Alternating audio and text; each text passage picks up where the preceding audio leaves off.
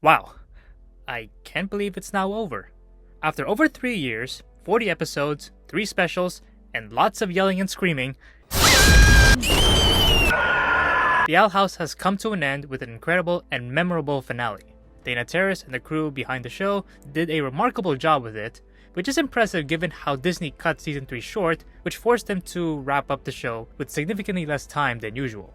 I will say off the bat though, that decision from the executives led to some glaring problems with the finale that I will address in another video, but for now, let's go over as much of the great things that I enjoyed seeing in Watching and Dreaming. Before the episode officially starts, we see a montage of previous episodes which really illustrates how much the show has changed throughout this whole time. Even before the episode begins, the crew hits us with a wave of emotional nostalgia. I'm glad they did it though, because this montage really sums up why so many people love the show so much. Even I got very emotional with nostalgia, and I never got that entrenched with the Owl House community.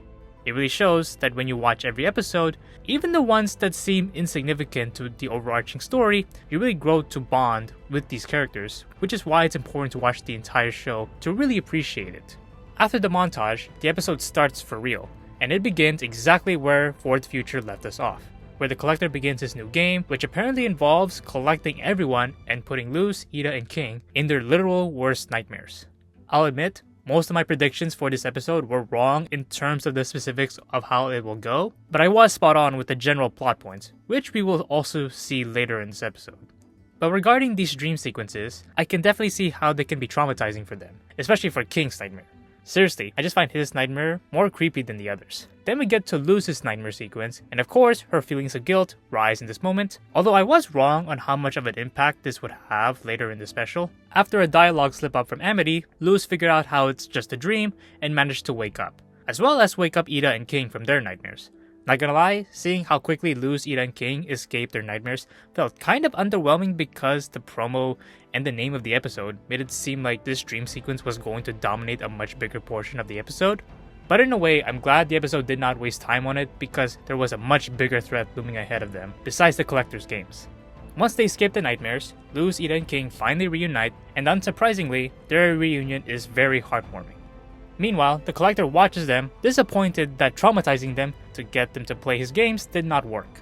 Man, hanging out with the mass murderer really can mess up a kid, huh? It was at this moment where the Collector revealed crucial information that Titans can cancel out the Collector's magic. So instead of possessing the Collector himself, which was his initial plan, Bellows tells the Collector to go to Luz directly so he can possess the Boiling Isles itself, which of course confirms one of the top theories that fans had ever since we learned that Bellows can possess living and dead bodies. The Collector goes to Luz, Ida, and King, and their initial confrontation very much confirms one of my theories that someone on the hero side will die in this finale. Also, the fact that Luz was the one who commented on the Collector's perspective on mortality was kind of foreshadowing how she will be the one who bites the dust. The group goes on to play the Collector's games. I can tell from watching it that this whole montage could have been a full-on episode if the Owl House had a full season 3, but I'll save that rant for later.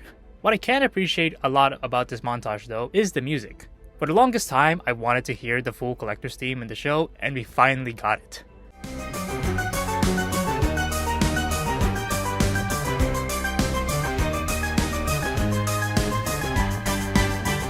Once the Collector got fed up and sad with the trio refusing to play his games, the four of them got some well-needed one-on-one understanding, and we got confirmation regarding the Collector's origin.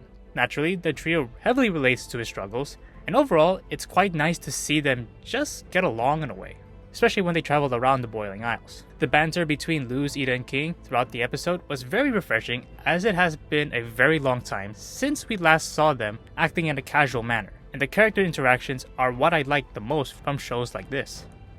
We know, Ida. Did you know Lilith was her captain? Really? Now that's a spin-off I'd watch. Me too, kid. Meanwhile, Bellows, while controlling Rain, has managed to make it to the old castle. Not much to say here besides how I'm kinda surprised to see Rain be quite powerful against Bellows even after getting possessed. Bellows was not kidding when he mentioned how Rain has always been annoyingly powerful. If I were to ever do a power ranking of the Owl House characters, Rain will be in the top end of that hypothetical tier list. But even with all of their strength, Rain barely failed to stop Bellows from possessing the Titan. As the possession begins, we go over the archives, where Emily takes her own advice and wakes herself up from her puppet form, along with the rest of the Hexite gang. Speaking of which, I hate to bring this up, but I was somewhat disappointed how they did not have a big role in defeating Bellows. Don't get me wrong, seeing them save and protect everyone in the archives was great and all, especially when they have to work with the basics of glyph magic. But still, I was really expecting for them to join Luz, Ida, and King and have everyone that Luz is close with to take him on. Of course, this could have been one of those scenarios that had to be cut because of time, but even if I were to grant the crew that, I was expecting at minimum for Hunter to at least help deliver the final blow against Bellows, but we didn't even get that. Meanwhile, back with Luz, Ida, and King, they managed to help the Collector understand some of the basics of forming genuine relationships. But this heartwarming moment was interrupted as Bellows begins to take control of the entire Titan and purge the hell out of the Boiling Isles. Finally! I can cleanse this perdition myself!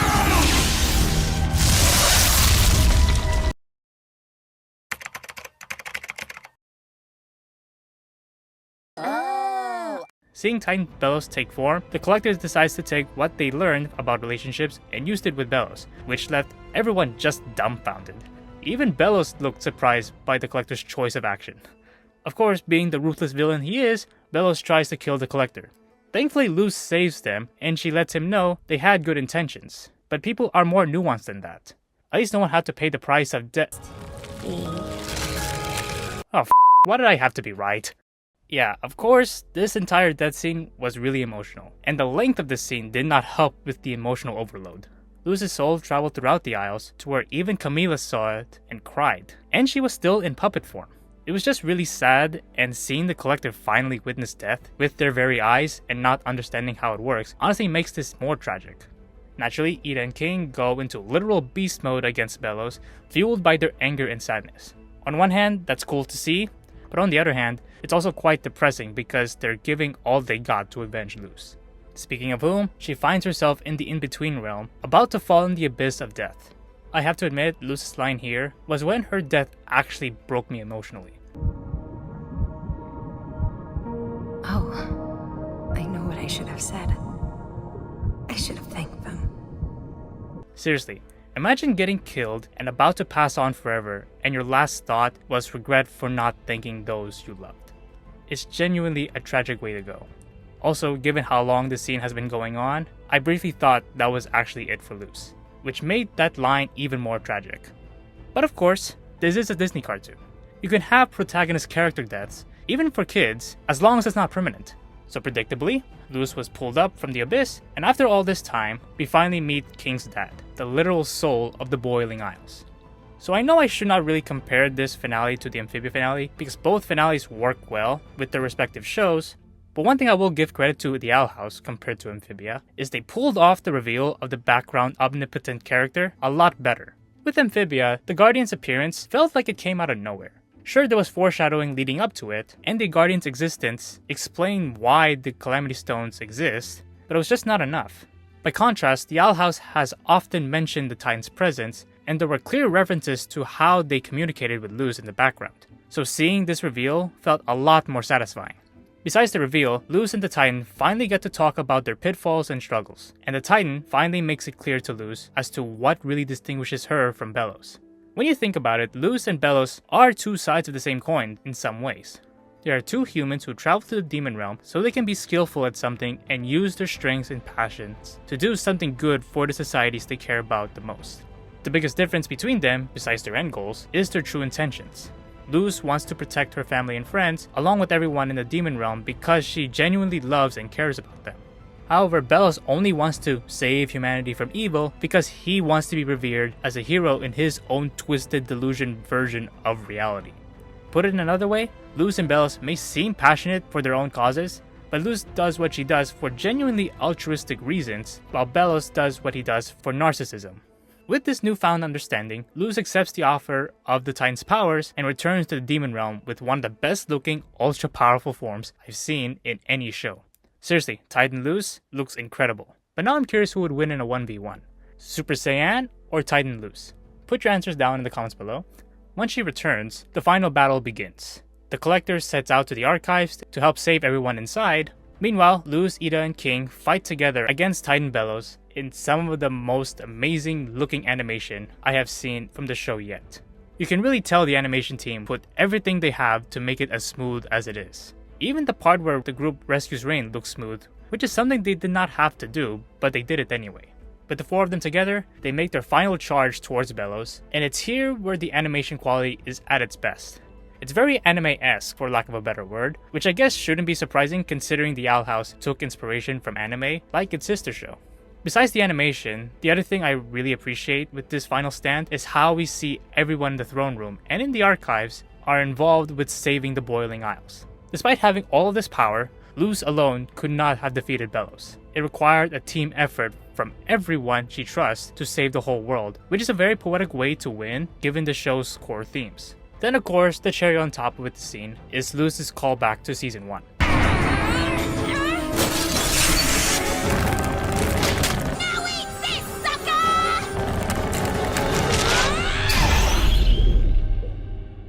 Once the dust has settled, despite being ultimately defeated, Bellows makes one final plea to Luz, pretending to surrender and make peace. But Luz knows it's an obviously bullshit act. Not gonna lie though, as evil Bellows has been for the whole series, I still felt a bit of pity for him. No one is born evil, but experiences and ideologies can turn someone irredeemably evil, and Bellows, for lack of a better word, is kind of a victim of that. And I think Luz believes that too.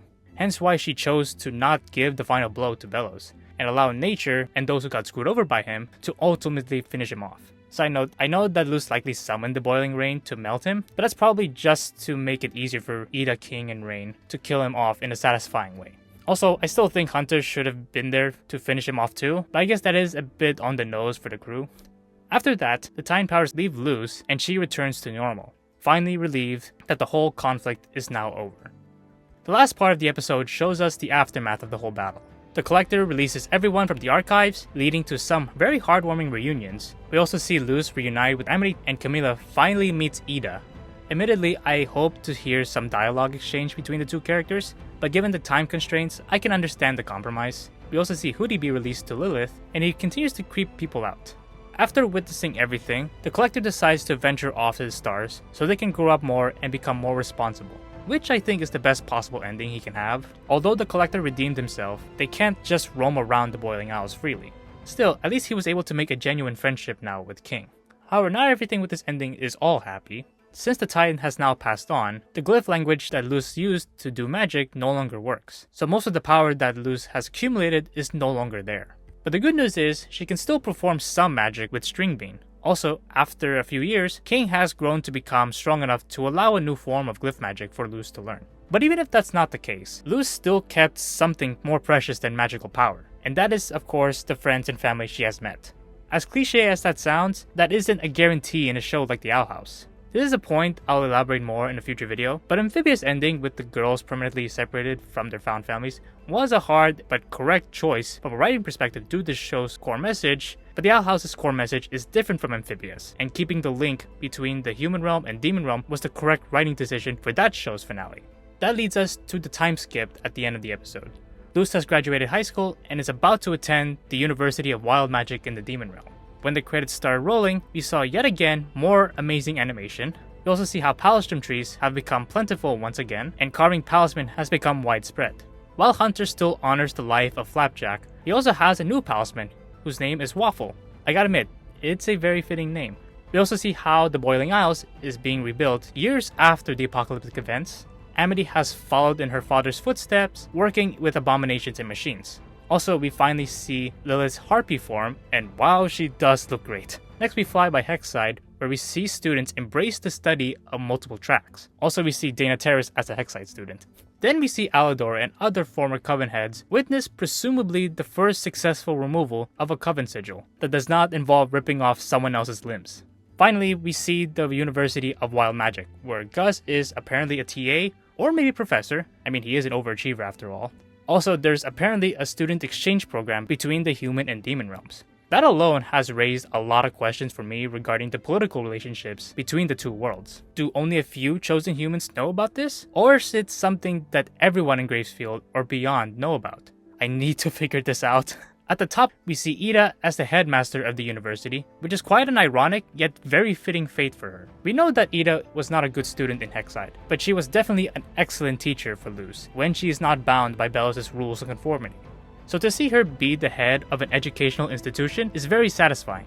In the epilogue, we also see King has grown up a bit, not the monolithic size of his father just yet, but he is getting more powerful. The characters were preparing a celebration for Luz's quinceañera. Normally that's celebrated on a girl's 15th birthday, but she did help rebuild the Isles in her past 3 birthdays. So it's good to see everyone acknowledge that. Although, with all due respect to those who have quinceañeras, I personally think having a milestone birthday celebration makes more sense on the 18th birthday anyway, considering that is the accepted age of adulthood for most of the world, including most of Latin America. But hey, that's just my personal hot take. I'm sure there are legitimate historical reasons for why certain people have quinceañeras, but I have yet to research the full reasoning for it. I hope people who have them enjoy them, and I presume Luz enjoyed hers, even though the Boiling Isles residents didn't exactly follow Camilla's instructions. But hey, close enough I guess. Like I said before, King has become strong enough to allow glyph magic. Then the Collector passes by to give a beautiful light show.